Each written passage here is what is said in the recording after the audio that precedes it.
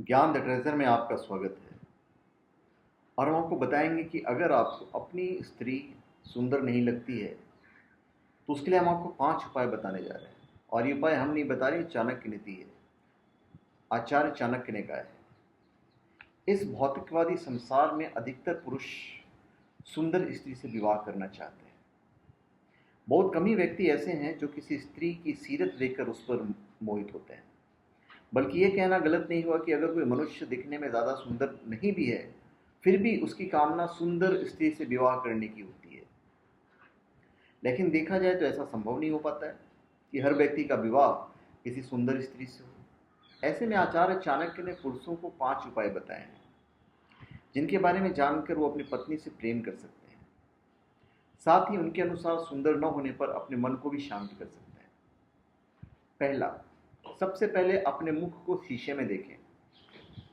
चाणक्य कहते हैं कि अगर आपको अपनी सुंदर स्त्री या अच्छी स्त्री नहीं लगती है तो आपको सुबह उठते ही शीशे में अपना मुख देखना चाहिए, जिससे कि वो स्वयं की कमियों को देख सके।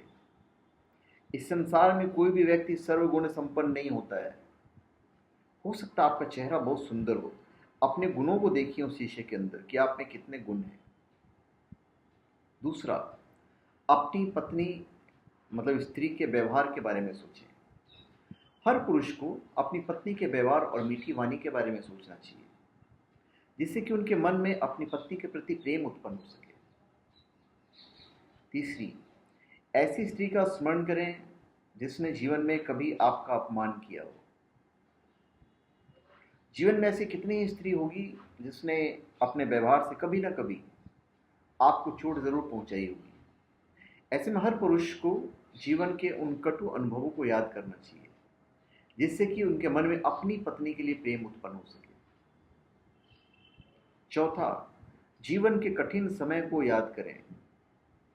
चाणक्य कहते हैं कि जब भी आपको ऐसा अनुभव हो कि आपकी पत्नी सुंदर नहीं है तो ऐसे में आपको अपने बुरे वक्त के बारे में सोचना चाहिए जब आपकी पत्नी ने आपका साथ दिया है।